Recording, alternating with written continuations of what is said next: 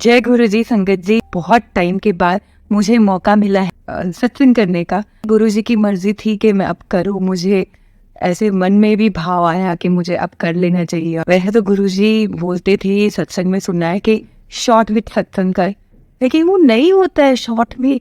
हम सोचते कि सब कुछ बताना, ये भी वो भी, तो कैसे होगा शॉर्ट में। मेरी शादी हुई थी और शादी के 8-9 महीने बाद मैं अपने हस्बैंड के पास शिफ्ट हुई थी। पहले मैं उनके पेरेंट्स के वहाँ राजस्थान में रहती थी, हम नोएडा में रह रहे थे। So when I shifted in April 2007 husband के पास, मैं ऑन प्रेग्नेंट थी और मैं ड्यू डेट अगस्त की थी। मुझे याद है मेरा बच्चा हुआ और आज मुझे याद आया कि उस वक्त भी मैं सोसाइटी के अंदर जो शिव जी का मंदिर था वहाँ जल चढ़ाने जाती और मैं कैसे जाती। मेरी नेबर है, तो जब भी मेरा बेटा सो जाता था अराउंड 10:30-11 मालिश के बाद नहा धो के, तो मैं उसे वो रॉकिंग चेयर में डाल के बास्केट में बोल दीजिए अपनी नेबर के घर जाती और उसके घर पे वो बास्केट रख देती मेरे बच्चे के साथ और बोलती मैं बस यूँ जाती और यूँ आती। पूरी मतलब गुरुजी ने हर चीज़ के रास्ते खोल रखे थे और मैं फुल स्पीड में जाती, शिव जी को जल चढ़ाती और वापस आ जाती। मुश्किल से 10 मिनट ही लगते और फिर मैं उसे घर ले आती और ये बात मुझे याद ही नहीं रही। तो जब हम वहाँ रहते थे ना, बहुत खुश थे, कंटेंट थे। माना मेरे हस्बैंड की सैलरी इतनी सी थी, वो 32,000 महीने के कमाते थे।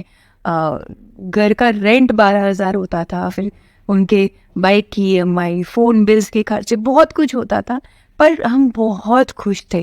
गुरुजी की इतनी मेहर थी कि जब जो चीज़ चाहिए थी वो आ जाती थी हमारे पास। मेरे पास हमेशा नए कपड़े कैसे होते थे मुझे नहीं पता, कमी किसी चीज़ की हमारे लिए नहीं छोड़ी थी। उस सोसाइटी का नाम था अरावली अपार्टमेंट। सो अगर आप ध्यान लगाओ, अरावली जो नाम है वो भी शिव जी के साथ जुड़ा हुआ है। और फिर हम लोग 1-1.5 साल बाद हमें वो घर खाली करना पड़ा मकान मालिक के कहने पे और हम मूव हो गए थे मालवीय नगर। हम उस जगह पे मालवीय नगर में 1-1.25 साल रहे। बहुत मुश्किल टाइम था वो हमारे लिए। बहुत सारी तकलीफें थी उस घर में भी। क्या था पता नहीं, हमारे बीच में लड़ाई, रिलेटिव्स बहुत तमाशे करते थे, मतलब नोच रखा था सब तरह से लोगों ने हमें। बच्चा हर दूसरे दिन किसी ना किसी कारण से हॉस्पिटल में एडमिट हो रहा। सो बहुत प्रॉब्लम्स हुई थी और 1-1.25 साल के बाद मेरे हस्बैंड को रियलाइज़ हुआ कि अब हमें ये घर छोड़ देना चाहिए, इसमें कुछ है नहीं। तो मैंने कहा ठीक है, और मैंने कहा मैं अब सोसाइटी में रहना चाहती हूँ, मुझे ये बिल्डर फ्लोर्स पसंद नहीं है, सोसाइटी में बच्चे के लिए भी हो। एंड हमें 1-1.5 महीने लगा और फिर हम फाइनली हमें घर मिला द्वारका में और हम 3-4 महीने के अंदर शिफ्ट हुए। तो उस सोसाइटी का नाम था शिवालिक। बहुत बहुत 5 साल हम शिवालिक में रहे, बहुत अच्छा टाइम हमने स्पेंड किया। अप्स एंड डाउन्स हमेशा आते हैं, लेकिन उसे एक्सेप्ट करने की गुरुजी ने हमें दे रखी थी ताकत। फिर वहाँ से हम शिफ्ट हुए एक और घर में 5 साल बाद। उस अपार्टमेंट का नाम भी शिव अपार्टमेंट रखा गया। वहाँ पे भी हमने बहुत अच्छा टाइम बिताया लाइफ का, बहुत कुछ सीखा, बहुत अप्स एंड डाउन्स हुए, बहुत दोस्त बनाए, बहुत कुछ सीखा, डिप्रेशन भी हुआ, बहुत कुछ। लेकिन गुरुजी की मेहर से मैं हमेशा ये बोलूँगी बहुत अच्छा टाइम था। और फिर हम वापस शिवालिक शिफ्ट हुए थे। तो मेरे हस्बैंड एक दिन मुझे बोले यार हम जब भी ये शिव जी के आसपास रहते हैं ना, उनके नाम के उनके धाम के आसपास, तो हम बहुत सेटल रहते हैं लाइफ में, मतलब बहुत कुछ होता है लेकिन हम परेशान नहीं होते। और जैसे ही हम शिव जी के नाम से इधर उधर हो जाते हैं ना, तो हम बहुत परेशान हो जाते हैं लाइफ में और हम हंसते थे। पर तब हमें ये चीज़ नहीं पता थी कि ये फैक्ट है हमारी लाइफ का, कि शिव जी हमारा ध्यान कब से रख रहे हैं, हमें तो ये पता भी नहीं था। सो एनीवेज, अब मैं चलती हूँ करंट सत्संग पे। मैं पिछले 3-4 दिन से बहुत बेचैन थी। मैंने कोई सत्संग सुना था यूट्यूब पे, उसमें वो अंकल बोल रहे थे कि अगर आपको गुरुजी के सपने नहीं आते या गुरुजी आपके सपनों में नहीं आते या अगर आपको मैसेजेस नहीं मिलते तो आप गुरुजी से जुड़े हुए नहीं हो। तो मुझे ना ये सुन के बहुत डिस्टर्ब हो गई मैं, क्योंकि सच में मुझे कोई मैसेजेस नहीं आते। मेरे सपनों में भी गुरुजी नहीं आते। बहुत पहले जब हम जुड़े थे, जब मुझे ऐसा लगता है जब हम जुड़े थे, तब मुझे एक बार गुरुजी सपने में दिखे थे। और मैसेजेस, इतने मैसेजेस होते हैं फेसबुक इंस्टाग्राम पे, ये रील अगर आप लाइक शेयर करोगे तो गुरुजी है। तो मैं ऐसे मैसेजेस पे विश्वास नहीं करती, तो मैं देखना ही नहीं चाहती ऐसे मैसेजेस। सत्संग मैं बहुत सुनती हूँ, लेकिन मैं वो एंजॉय करके सुनती हूँ। मैं कभी अपना मैसेज ढूँढा नहीं तो शायद इसलिए मुझे मैसेज मिला भी नहीं। सत्संग मैं हमेशा सुनती हूँ, मुझे बहुत अच्छे लगते हैं। हर रोज़ मैं काम करते वक़्त घर का सत्संग सुनती हूँ। तो जब वो अंकल का सत्संग उसी दिन जब मैं घर का काम कर रही थी, मैं सुन रही थी ना, मैं बहुत डिस्टर्ब हो गई। कुछ चीज़ें तो बहुत ऐसी हुई कि हमें अचानक से लोग कमेंट्स में भी इतना बुरा-बुरा लिखने लग गए। तो मैं थोड़ा डिस्टर्ब हो गई थी। बहुत सी चीज़ें एक साथ हो गई। तो मैं बहुत परेशान थी। मैं 2-3 दिन से यही बोल रही थी कि गुरुजी, अगर मैं आपसे कनेक्टेड नहीं हूँ तो ये क्या रिश्ता है आपका मेरा पिछले इन सालों से। मुझे तो लगता था कि मैं आपकी छत्रछाया में हूँ। अगर मैं कनेक्टेड ही नहीं हूँ तो क्या हो रहा है ये? मैं समझ ही नहीं पा रही हूँ। गुरुजी, ऐसे थोड़ी ना होता है। मुझे तो लगता था आप मेरे साथ हो, मैं आपके साथ हूँ। पर हाँ, मुझे सच में मैसेजेस नहीं आते, ना मेरे से मेडिटेशन होती है। पर हाँ, मैं अपने गुरु का नाम हर पल मेरे दिमाग में, मेरे मन में, मेरे मुँह पे रहता है। मैं समझ ही नहीं पा रही हूँ गुरुजी, अगर मैं आपसे कनेक्टेड हुई नहीं, तो क्या किया मैंने लाइफ में? मैं बहुत डिस्टर्ब थी। और मैं बोल रही थी, गुरुजी, ना तो आप मुझे कोई मैसेजेस देते हो, ना आप मुझे ड्रीम में आते हो। क्या चल क्या रहा है आपके मेरे बीच में? एंड मैं बहुत रोई और बहुत बहुत परेशान हुई। सो कल हुआ ये, मैं लेटी रही, मैंने कोई सत्संग चलाया, 1.5 घंटे का सत्संग जो मैं जल्दी से चलाती नहीं हूँ। मैं कोशिश करती हूँ सत्संग जो हो कम से कम आधा घंटे का, मैक्सिमम 40 मिनट का, क्योंकि आप कॉन्सेंट्रेट कर रहे होते हो और सुन पाते हो। बहुत लंबे हो जाते हैं तो ना मेरा कॉन्सेंट्रेशन थोड़ा सा इधर उधर हो जाता है कभी, या कभी कोई फ़ोन आ जाता है, कहीं ना कहीं से रुक जाता है। तो मैंने सोचा मैं चलो सुनती हूँ। तो आंटी का मैं सत्संग सुन रही थी, तो मैं बड़े ध्यान से सुन रही थी लेटे लेटे, और मैं सोच रही थी हाँ ये सत्संग मैंने पहले भी सुना, आंटी ऐसे गई ये वो, फिर भी मैं सुनी जा रही थी। क्योंकि अगर गुरुजी आपको दोबारा भी कोई सत्संग सुना रहे हैं या 10th टाइम भी सुना रहे हैं तो उसमें कोई ब्लेसिंग है।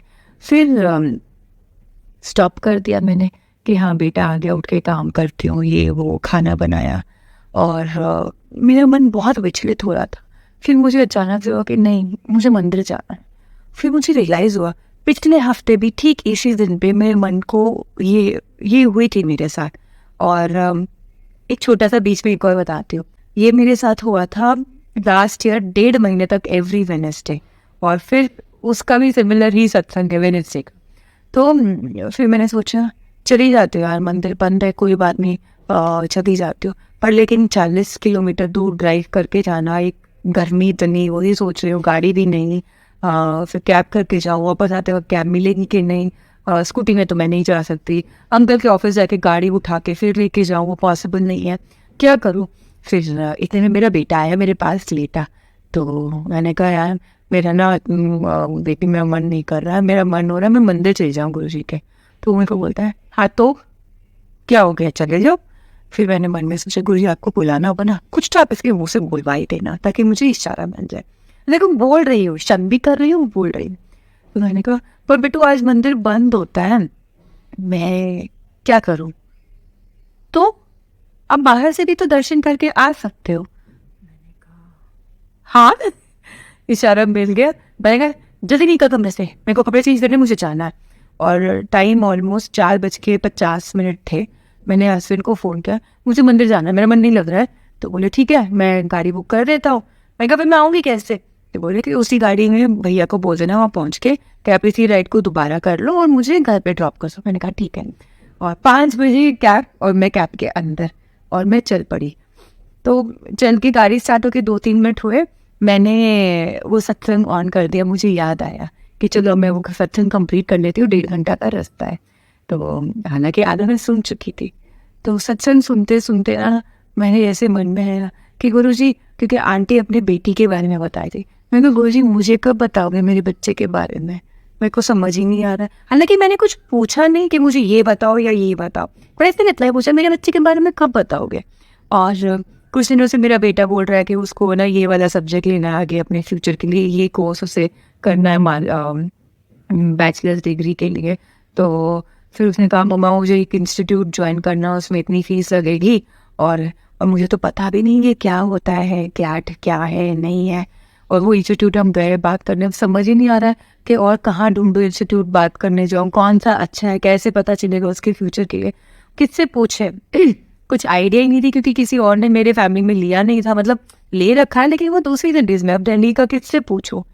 अब आप देखिए सत्संग में वो आंटी बताती है कि उनकी बेटी आईटी करते करते एग्ज़ाम देने के बाद लास्ट मोमेंट के गुरुजी उनको एग्ज़ाम दे दिया, फिज़िक्स केमिस्ट्री सब कुछ, उसका फिज़िक्स पेपर अच्छा नहीं गया जबकि उसका फेवरेट सब्जेक्ट फिज़िक्स था।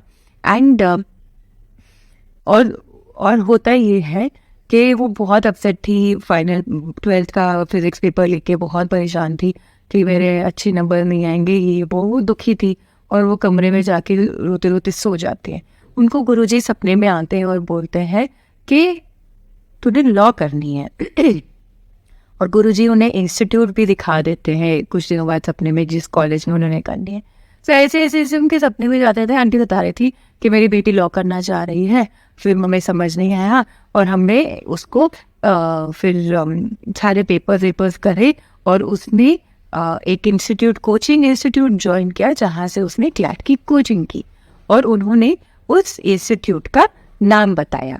और आप मानेंगे नहीं, ये वही इंस्टीट्यूट का ब्रांच है जो हम देख के आए थे। आंटी साउथ दिल्ली में थे, रहते हैं, बाद में मुझे पता चला, और हम यहाँ वेस्ट दिल्ली में रहते हैं, और वही इंस्टीट्यूट का मेरे बेटे ने पसंद कर रखा था कि उसे वही ज्वाइन करना। तो देखिए जो मेरी उलझन थी, जिसके लिए मैंने कुछ बोला भी नहीं, गुरुजी मुझे रास्ता दिखाओ या कुछ, मतलब मैंने अभी तक बात भी नहीं की, गुरुजी ने मुझे अपने आप उसका रास्ता दिखा दिया। और मैं जो इतनी परेशान हो रही थी कि कर पाएगा नहीं कर पाएगा, आंटी का एक्सपीरियंस सुन के मुझे ऐसा लगा गुरुजी मुझे बोल रहे हैं मेरा हुक्म है, तुम लोग जाओ जाओ करो। तो बहुत रिलैक्सिंग सा फील हुआ। और कुछ और भी उस सत्संग में थे जो मैंने नोट की, मुझे लगा कि हाँ शायद मेरी भी ये गलती है। फिर मैं पहुंच गई मंदिर, सत्संग फिनिश हो गया था और ऑलमोस्ट मंदिर के रास्ते पे थे, और मैं मनी मन बोल रही हूँ कि गुरुजी बाहर लेने आ जाना, मिलने आ जाना, क्योंकि मंदिर तो बंद होगा। और मैं पहुंच गई।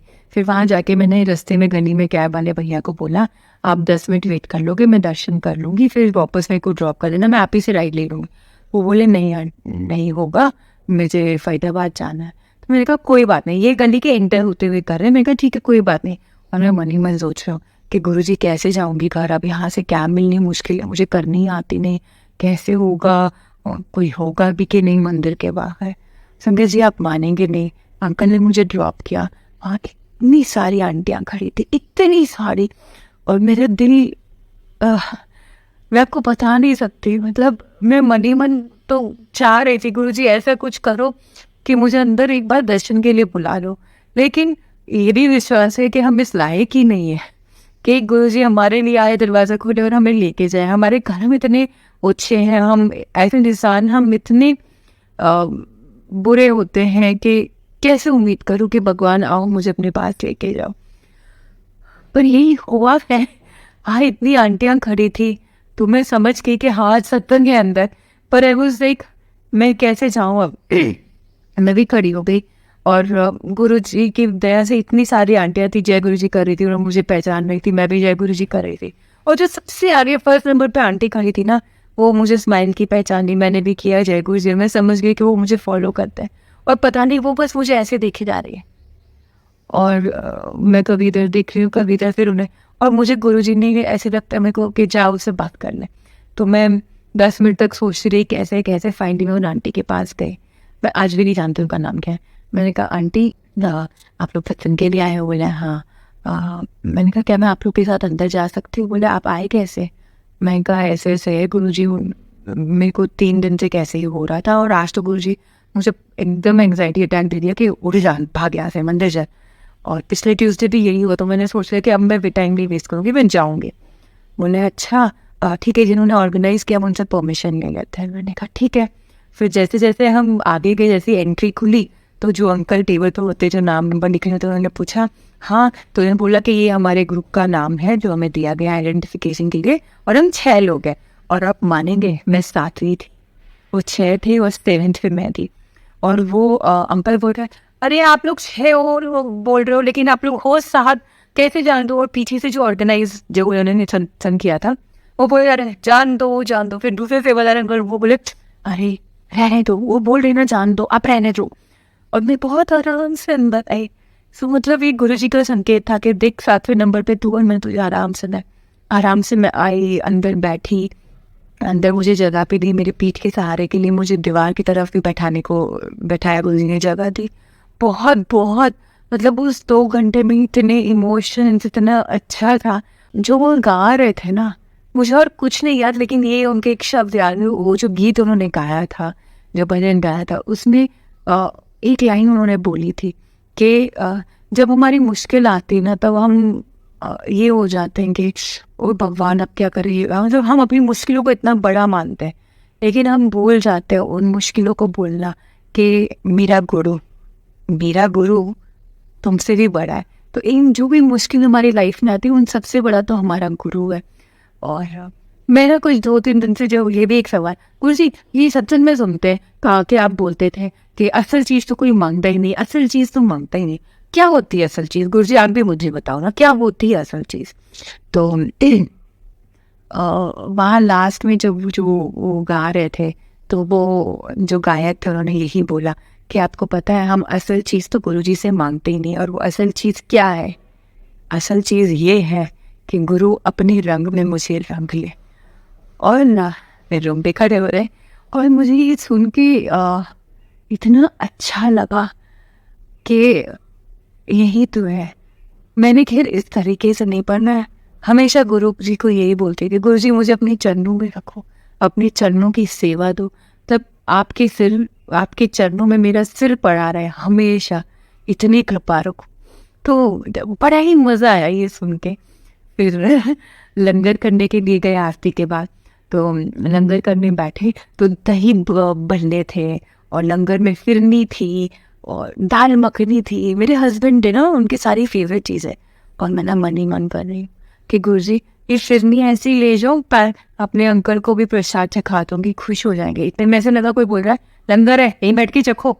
मैंने कहा अच्छा लंगर खा लेते हो। मैं खा रही हूँ कि मेरे हस्बैंड होते ना, वो भी बड़ा खुश हो जाते। इतने में मेरा फ़ोन बजा। अरे मैं बाहर खड़ा, मुझे अंदर नहीं आने दे। और मैंने कहा वाह गुरुजी। फिर वहाँ पे एक अंकल थे, तो मैंने उनको बोला कि अंकल मेरे अंकल मुझे लेने आए हैं, ऑफिस से लेट आते हैं, जॉब है देखिए, तो आप प्लीज़ उन्हें अंदर आने का बोल दीजिए। तो मेरे अंकल को परमिशन मिल गई अंदर आने के लिए। हालांकि मेन मंदिर बंद था तो वो दर्शन नहीं कर पाए, लेकिन बाहर से उन्होंने हाथ जोड़े, उसमें भी गुरुजी की बहुत मेहर है। और फिर लंगर हॉल में आके बैठे, वो लंगर करेंगे। और मेरे को इतना अच्छा लगा कि देखो मेरी एक इच्छा थी कि मेरे अंकल ही लंगर कराऊँ एकदम से बाहर। तो गुरुजी को पता था मुझे क्या चाहिए, और उन्होंने वो कर दिया। मुझे इतना रिलैक्सेशन हुआ। जो 3 दिन से मैं सवाल कर रही थी, मैं भगत हूँ कि नहीं, मैं आपका मेरा क्या रिश्ता है, आप मुझे कोई मैसेज नहीं देते, आप कुछ नहीं, तो मुझे ऐसे लगा कोई ज़रूरत नहीं है इन सब चीज़ों की। जब जो चीज़ चल रही है, जैसे हो रही है, उसी से ही पता चल जाएगा कि गुरु मेरे साथ है। जैसे पिछले दिनों आपको याद है मेरे हस्बैंड का एक्सीडेंट हुआ था। मेरे हस्बैंड को सिर्फ ऊपरी चोट आई थी और एक छोटी सी गांठ आई थी अंदर, लेकिन जो मेरे हस्बैंड के पीछे बैठे थे उनके रिब केज जो है उसमें फ्रैक्चर हो गया था। एंड ये क्या है, गुरु की मेहर है ना कि मेरे हस्बैंड एकदम सही सलामत घर आए। और जो चोटें जो इतनी हो सकती थी वो उन्होंने इतनी सी, गुरु जी हमेशा बोलते हैं 90% तो मैं अपने ऊपर ले लेता हूँ, सिर्फ 10% में तुम्हें काटने को देता हूँ। तो मुझे ऐसे लगता है कि ये गुरु की मेहर है। हम जब शिफ्ट होके इस घर में आए, ये भी किराए का घर है, हम दिवाली के टाइम आए थे, तो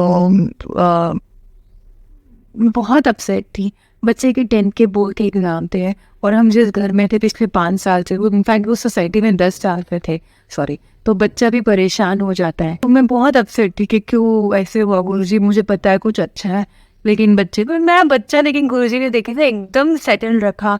ये वाज लाइक ओके मम्मा, हाँ ठीक है, इट्स ओके। और वो बड़ा ही खुश था कि हाँ कि कोई नहीं, पास में ही है, पुरानी सोसाइटी जा सकता है एंड एवरीथिंग। एंड इस घर में आने के पहले हमने घर बहुत देखे थे खरीदने के लिए, ये भी गुरुजी ने ही हमारे दिमाग में डाला, क्यों डाला मुझे नहीं पता। और मतलब तब तक हम इतने घर देख चुके थे कि कुछ बचा नहीं था देखने के लिए, कुछ समझ नहीं आया था, और जो पसंद आया था उसकी बात होते होते ख़त्म हो चुकी थी। तो ठीक है, घर खाली करना था, 2 दिन के अंदर हमने घर खाली करके यहाँ शिफ्ट किया। तो मुझे लगा ठीक है 1-1.5 महीने का रेस्ट लेते हैं, फिर मैं दोबारा से घर देखना शुरू करूँगी। तो हुआ ये कि इस घर में शिफ्ट होने के 1 सवा महीने के अंदर ही जो कर हमने बात की थी, जिन लोगों ने के साथ हमें समझ नहीं आया कि इनसे घर लेना चाहिए कि नहीं, उनके रिलेटिव्स अच्छे से नहीं बोलते थे, तो वो लोग आए सामने, फिर उन्होंने बात की, कहा कि हमारे रिलेटिव्स की वजह से हम आपसे माफ़ी मांगते हैं, हम आप लोग अच्छे लोग, हम भी आपके साथ ठीक आए थे। और गुरुजी ने आज्ञा भी दी, गुरुजी ने साथ रह के वो घर करवा दिया हमारा। तो मुझे ऐसे लगता है कि अरे यार, उधर ही रहते हैं ना, एक और घर शिफ्ट की, वहीं पे रहते रहते अगर हो जाता गुरुजी तो एक बार में शिफ्टिंग होती, ये वो, ये मैं सोचती रही। ठीक है, फिर किसी संगत ने मुझे बोला, क्या पता उस घर में रहते रहते आपका खुद का घर बन ही नहीं पाता, शायद इसीलिए गुरुजी चाहते आप कहीं और जाओ ताकि आपका वो जो भाग है वो बदल जाए और घर मिल जाए। मैंने कहा ये भी सही है, हम ऐसे सोचते ही नहीं है। एंड जब वो सत्संग में सुन रही थी, तो काफ़ी सत्संग सुनते थे, एक सत्संग भी मैंने सुना था, उसमें आंटी बताए थे कि उनके अंकल जाते हैं गुरुजी के पास, बहुत मानते हैं गुरुजी को, बोलते गुरुजी मैं मेडिटेट नहीं कर पाता हूँ, पर मैं चाहता हूँ मैंने मेडिटेट करूँ, मैं आपके लिए वो मंत्र जाप करूँ और मेडिटेट करूँ, मुझे बहुत मन है। तो गुरुजी ने उनका कहा, अंकल तेनू लोड नहीं। तो फिर मुझे ऐसा लगता है क्योंकि मैं भी नहीं कर पाती, शायद गुरुजी ने यही सोच रखा हो कि मेरे लिए लोड नहीं, शायद जैसे मैं सोचती हूँ कि मेरा काम ही मेरा सबसे बड़ा धर्म है मेरे लिए, हमारे अच्छे कर्म जो हम करें वो है, तो शायद वो है। सो अगर गुरुजी सपने में नहीं आते या आपको मैसेजेस नहीं मिल रहे, इट्स ओके।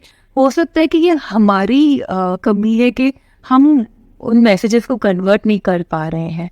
पर मुझे लगता है कि अगर ऐसा हो तो आप उन्हें दुखी नहीं होना है, जैसे मैं हुई थी, क्योंकि मैं तो लिटरली गुरुजी को इतना सोचा करा, इतनी दुखी हुई कि गुरुजी ने मुझे सच में दिखा दिया कि देख मैं पल पल तेरे पास हूँ। और हर बार जब वो मुझे इस तरीके से बुलाते हैं ना, मुझे एक नया चमत्कार दिखाते हैं, एक नई चीज़ देते हैं।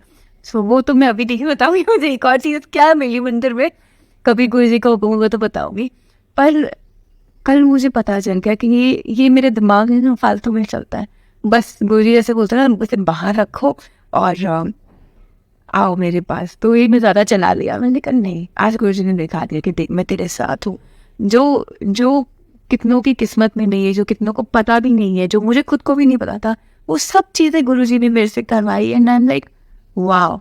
तो वो बता रहे हैं कि मिरेकल करना या तुम्हें कुछ दिखाना या तुम्हें कोई मैसेज पहुंचाना ज़रूरी नहीं होता है, मैं हूँ, वो बस तुम्हें फील करना ज़रूरी है। मुझे ये लगता है, शायद मेरी बात किसी को गलत लगी तो मुझे माफ़ कीजिएगा, लेकिन मुझे ये लगता है कि गुरुजी को अपने पास महसूस करना, गुरुजी के लिए अपने मन में गुरुजी का प्यार महसूस करना, ये सबसे ज़्यादा ज़रूरी है, क्योंकि वो भाव भी तभी आएगा जब वो हमें देंगे।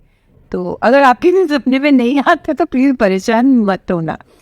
बस अब मैं इतना ही बोलूँगी, क्योंकि मुझे आगे अब गुरुजी नहीं बता रहे क्या बोल रहे हैं। एंड जय गुरुजी, थैंक यू सो मच हमारे साथ बने रहने के लिए। और कुछ भी सवाल हो गुरुजी के, आप ज़रूर कमेंट्स में लिखिए, मैं जवाब दूँगी। एंड एक चीज़ और गुरुजी याद दिला रहे हैं, बताती हूँ। तो मैं जल्दी से सत्संग नहीं करती ऑनलाइन, क्योंकि मुझे ना अच्छा नहीं लगता जब लोग भी ना, जो लोग नहीं मानते, खैर वो गलत नहीं है, वो नहीं मानते तो वो बहुत कुछ बुरा लिख के जाते हैं। तो पहले तो मुझे गुस्सा आता था, फिर मुझे ऐसे लगा कि नहीं, ये गुरु की ही मर्जी है। मैं जब मेरा गुरु देख रहा है सब कुछ, पढ़ रहा है सब कुछ, वो नहीं करेगा ना, मुझे क्यों बुरा मानना है। तो फिर भी मुझे ऐसे लगता था कि नहीं, मैं सत्संग नहीं करना चाहती जल्दी से, तो मैं बहुत कम सत्संग करती हूँ ऑनलाइन इस तरीके से। और पिछले कुछ दिनों से मुझे सामने से संगत बोल रही है तुझे ये सत्संग करना है। कल भी जब मैं मंदिर में गई तो जो आंटीज थी उन्होंने बोला आपके जूते का सत्संग सुना, बहुत प्यारा था, आपको और करना चाहिए, बहुत अच्छा लगता है। तो मुझे लगा कि ये एक कॉलिंग है और मेरे अंदर भी वो फीलिंग आई कि गुरुजी इसका सत्संग तो मुझे करना है। तो आई एम श्योर ये फीलिंग भी तभी आई जब गुरुजी ने आज्ञा दी। जय गुरुजी।